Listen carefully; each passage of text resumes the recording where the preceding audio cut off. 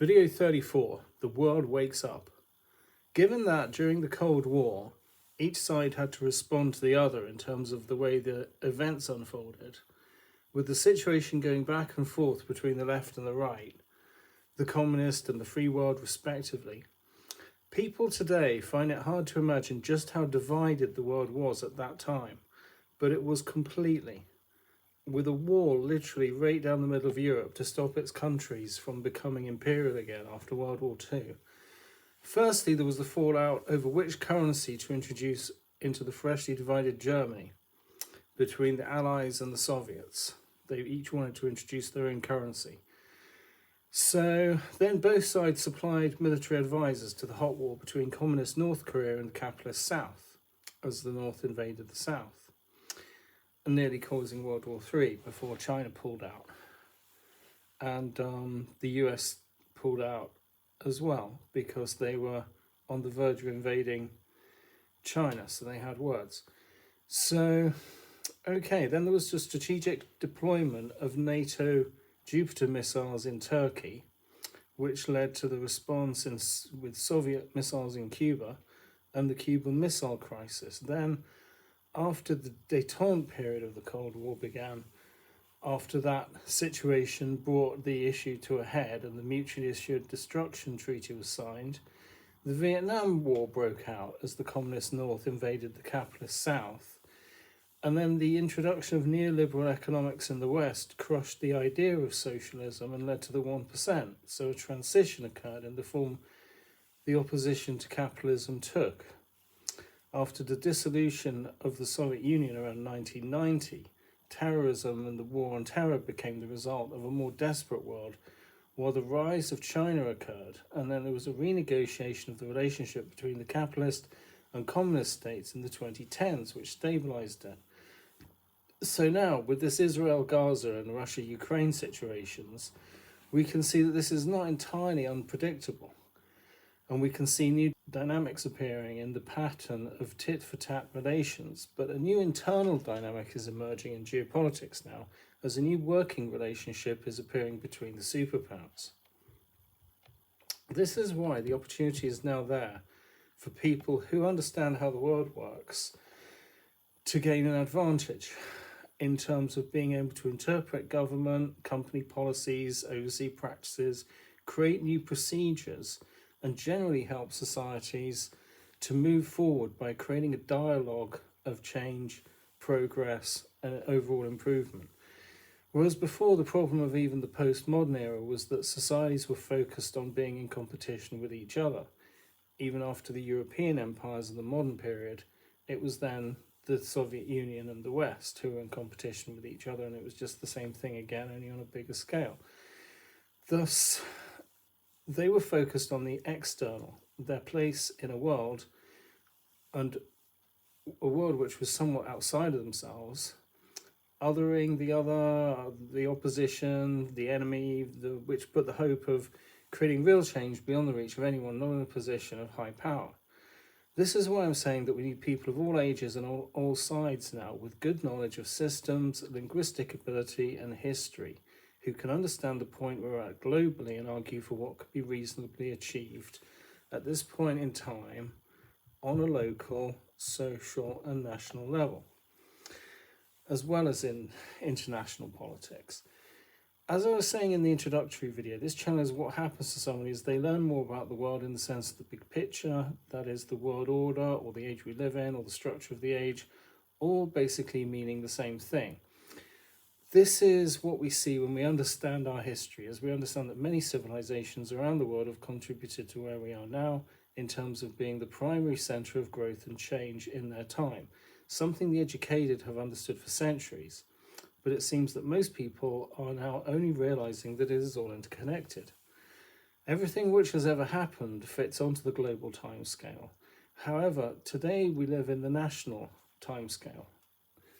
So what is happening to people is that they are going through a new phase, and once again they're satisfied with the information that they get about the part of the world which they're in, and they don't feel that they need anything outside of that, or whatever exists outside of that isn't really real in the same way that they're real. But globalization is increasingly leading to us encountering each other on a daily basis and considering the reality of each other's situations. It seems like the extreme nationalists have evolved their own politics, while the socialists have adopted the politics of globalization. And you can see the two different points of view really kind of swinging back and forth between the right and the left as governments move forward and different parties get elected to balance the situation out which the last one created.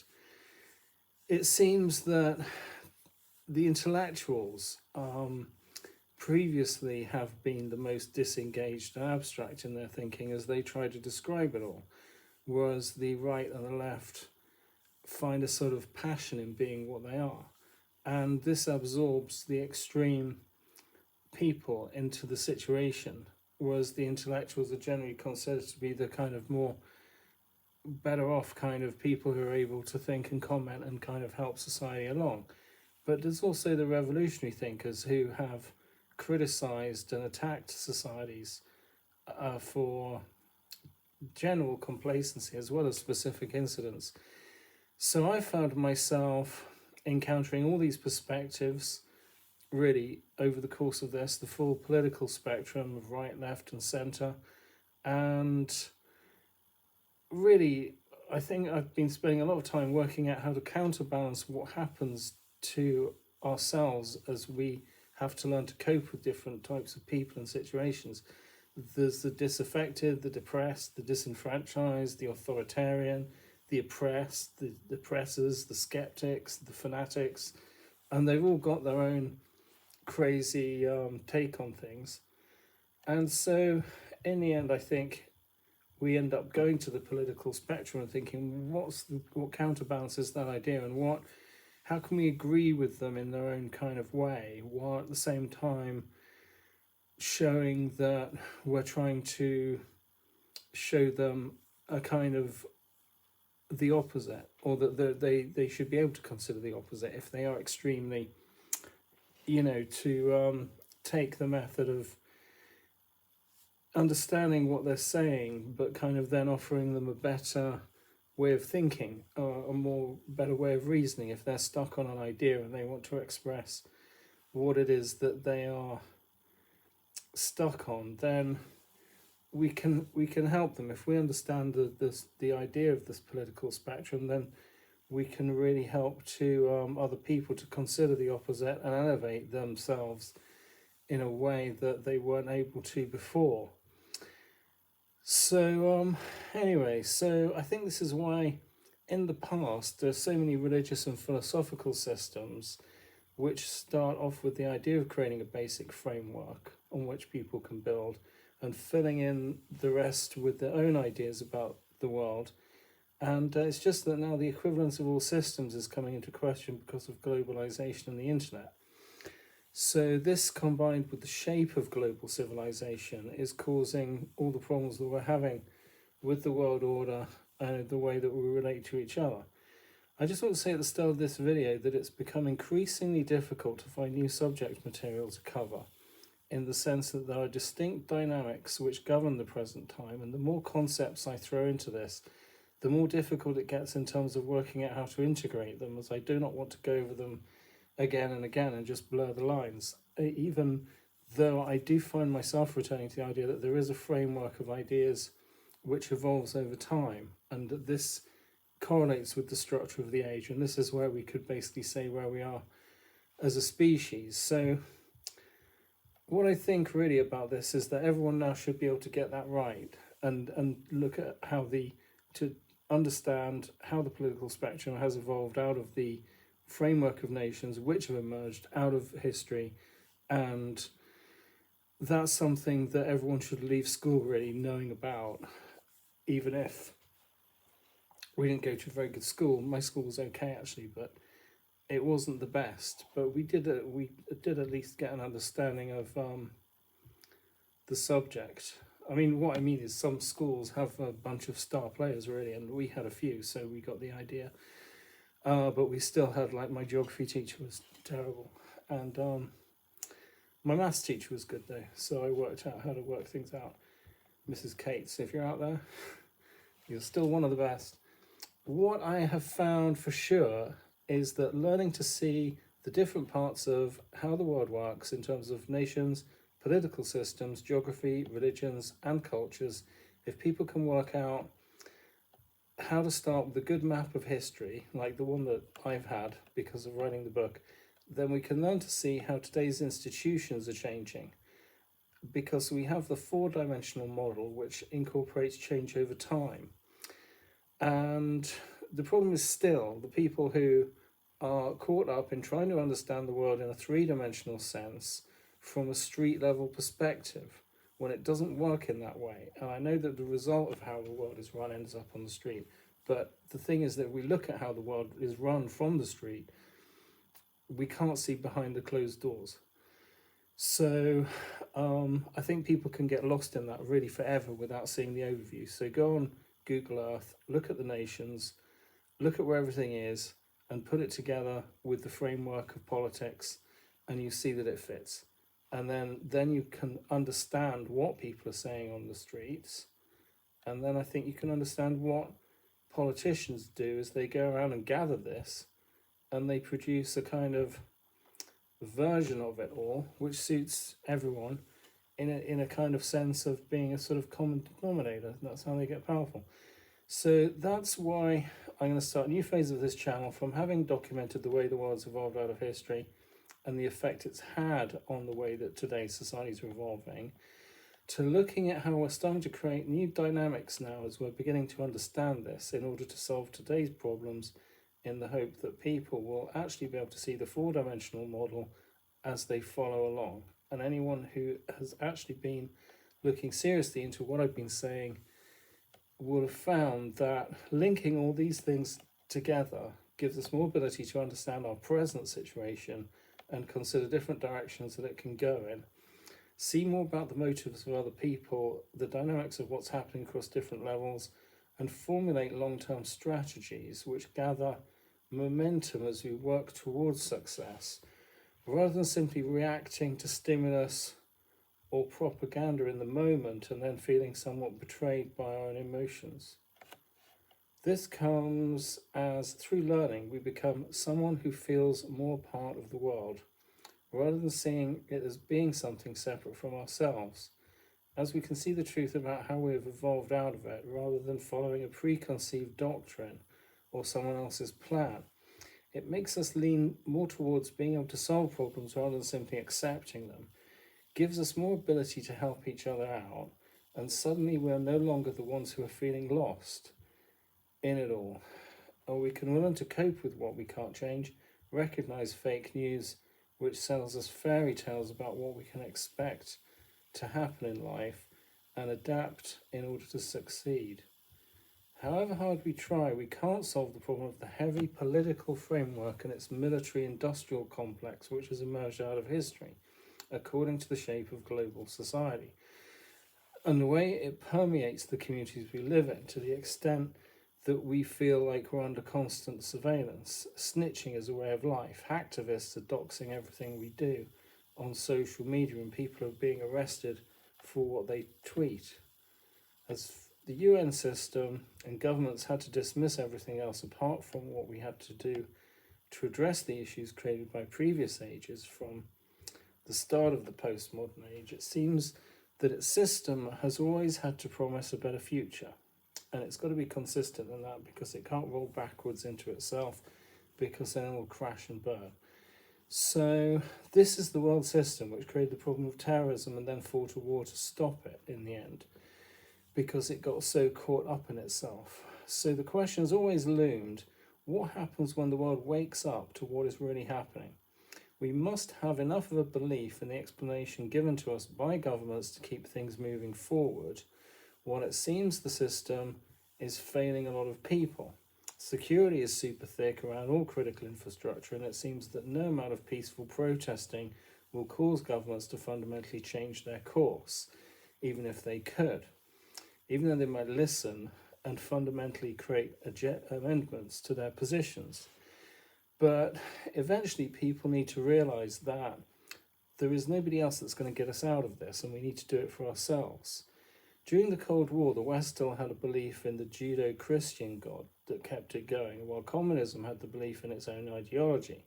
But now they seem to have cancelled each other out, as people have realised that while they may act as an explanation for how mainstream society is manifesting in different ways in different places, which is what I think a lot of people have moved towards with regard to understanding the church and communism and the way the whole thing's evolved, it's not going to create the type of society that we ultimately want to live in its own exclusive way. And no system can do this, as it does not ultimately describe the reality that we know to be true from science. It can only help us to cope with the current phase that our society is in. So what's happening increasingly is people in governments are realising that they're actually citizens themselves, and the more people find out the facts, the more people are gravitating towards the perspective that we no longer need to be serving a complex and abstract idea of what the world system should be like and get on with solving practical problems. The problem of terrorism and the war on terror has showed us how ridiculous the problem is with the structure of global civilization, to the point that people are still killing each other over ideas, having never even met the people in question, at a time when we should be laying the intellectual foundations of the 21st century, and the future of humanity is travelling into the stars. However, governments can only solve problems as far as they have people to work with, and having large portions of people without access to the internet, medicine, and even running water means that we're having a problem shifting from a can't do to a can do mentality. The best thing we can do, according to what I can see, is to demonstrate the benefits of having free access to information via the internet and encourage others to adopt this belief, as it outweighs the idea of continuing to live only in traditions of superstition and folklore. We have seen in most parts of the world how preserving these is good for understanding our history and working out ways to improve cultures, but believing in myths literally never ends well. At the moment, the problem with the way progress occurs is that governments have to out-create the fall into chaos and destruction of the world order we used to know. We can't solve the problem of the Israel-Gaza war or Russia-Ukraine within the context of the existing situation. So the old world order always needs to go so the new one can come in.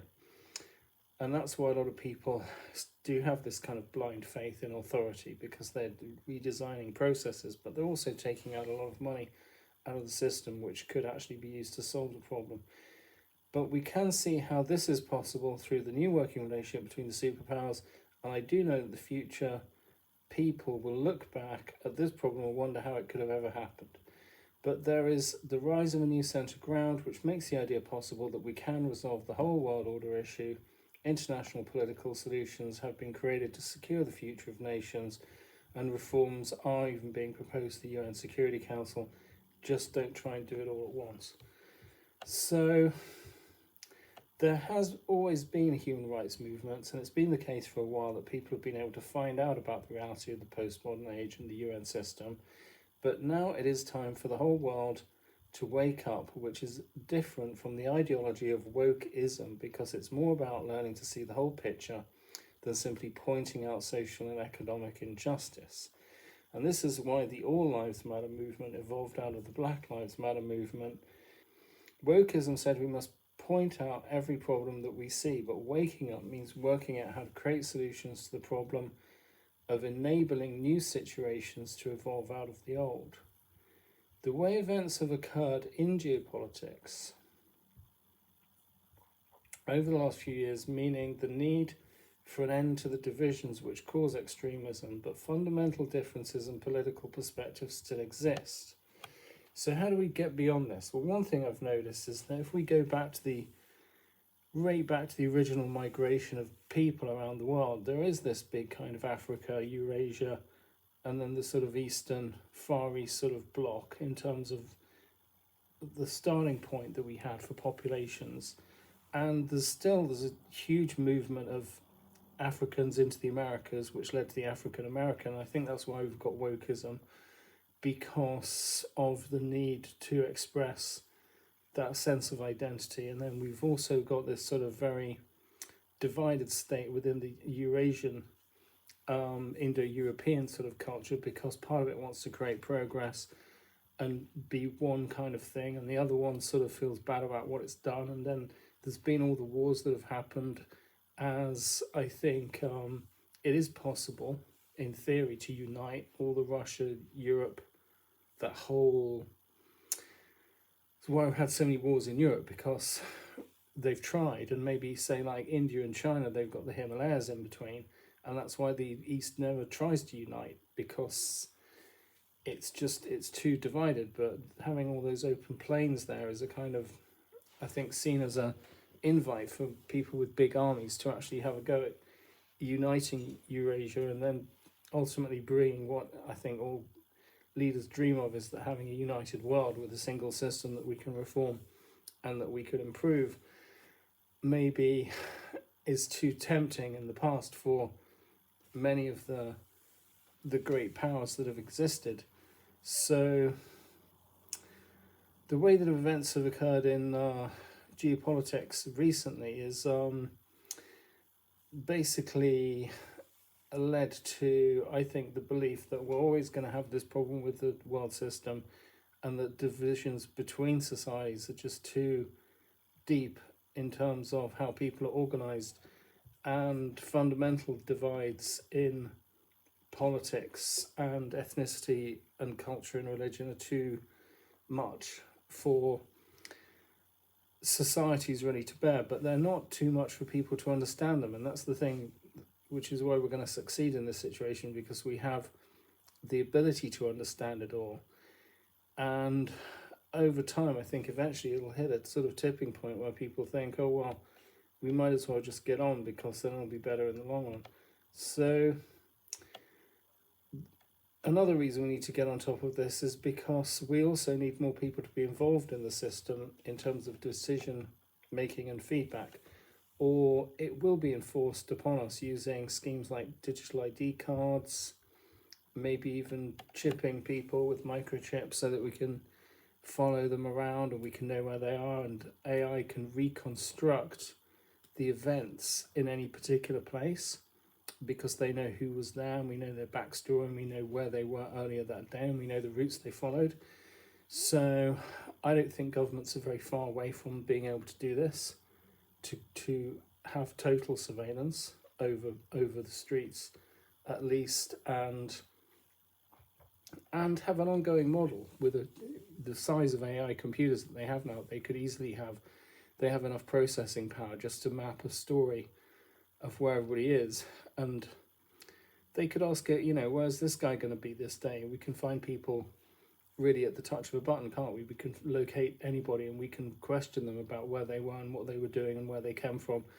And this makes it very easy for police, I think, to, well, they say it would help them to stop crime, but are they going to push people even further underground where there are no cameras, and then there are no safeguards? And the thing is that society itself is the safeguard for what people do, and how, say, even criminal activities solve problems like poverty in their own way. They have their own rules, and then what happens if you break all that down? Then there is no framework, there is no society cannot then cope with its own problems. So where does it go? And I think the possibility of terrorism moving into that area happens if the average citizen sees the idea of progress in creating digital ID and creating total surveillance is the only way to keep the streets safe. Then other people are saying, well, why don't we look at what's causing the problem of poverty in the first place? And I think most people are just completely rejecting that and saying, well, we can't do that at all, because that's what's led to the whole situation we're in, is the fact that we can't do that. So there you go again, the right and the left kind of, I think that's where they're going to be for some time. And so the right's been using the rise of cryptocurrency as part of creating privatization, anti-authoritarian freedom movements. The left has been using socialist tactics to pursue reforms and question the fundamental nature of society, including the end to traditional social classes and increased wealth inequality. So people who are not aligned with either side will feel targeted by both, and the solution really is to stay ahead of the trend by seeing the political spectrum thing in the overview. So while creating new problems, including the idea that we're forced to have a structural divide inherent in the situation, there are indicators that the situation is moving forward, as cryptocurrency itself has created a decentralized banking system which has effectively solved the problem of the old state-controlled Western banking system, with each nation having its own central bank to raise and lower interest rates and control inflation and do things like that. As these evolved out of the old imperialistic mercantile economics of the modern periods, which led to the Cold War because of the division between the Western free market economy and the separate self-sufficient system which communism created within itself, and the two of which then fell out over which currency to introduce into Germany after World War III. Then that's kind of the backstory really to the whole Cold War. However, there is a lot of money in the old banking system, and traditional banks have responded by providing extra security, insured accounts, and better customer service. While nations complain crypto is on the up and stagflation in the Western economy is causing national currencies to struggle with the devaluation caused by inflation linked to broader political and social issues. Crypto is free from governmental control in the sense that governments cannot control what the companies which own it do with it, while they themselves, that is governments, can borrow more money and decrease their own value only to print more to offset the rise in prices. So that's why people are shifting to crypto, because every time crypto is traded, it increases the value of crypto, but government money, putting your money in banks, just goes down with the rise of inflation. So currently interest rates are not matching inflation because of stagflation, because of this combination of stagnation and inflation. So the more money they print, basically the worse the problem gets. So the Western economy really has been in decline for a long time. Crypto's been the solution, and that's why it's grown so powerful. So communist countries still putting pressure on capitalism to reform. Crypto solves the problem of creating a free market sort of buffer state really between the two. And because the way this problem is stretched out between the East and the West, it means people must understand the way countries are interlinked is moving forward to understand economics. So right now, Israel, the US, UK, Iran and Russia are interlinked in a way which very delicately is balanced around this issue of the war on terror. And because of the way it's created spin-off wars, and so people in countries which are outside of this maybe now are more able to see things objectively, like say for example the rise of crypto solved the problem with the existing situation, but it meant that we never fundamentally questioned the structure of society which produced the problem in the first place. And I think that is very much linked to terrorism and the reason why people lost faith in socialism and then communism. And where do they go? What are they supposed to do? A lot of people are gravitating to the idea of just smashing things up. And this is why we need to think about what we're doing. So there's the problem of nuclear weapons. In Africa, there are 50 war zones fueled by poor government, past colonialism, foreign exploitation of resources, disorganization, meaning it's no problem finding young people to recruit into their armies because they can be led towards achieving an end which enables them to get paid. In the Middle East, we can see the continuation of the problem with the world order, and the war in Gaza now has become like some kind of biblical style attempt at retribution to show the world what happens to people when they do terrorism.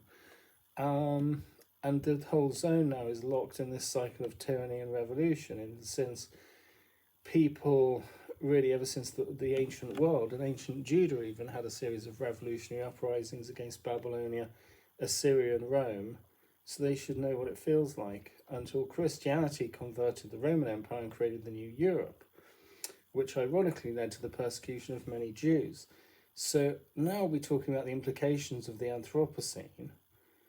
Perhaps this is the new solution to the problem, which, in the same way that religions in the ancient world was solution to the problem of the last phase going out of date.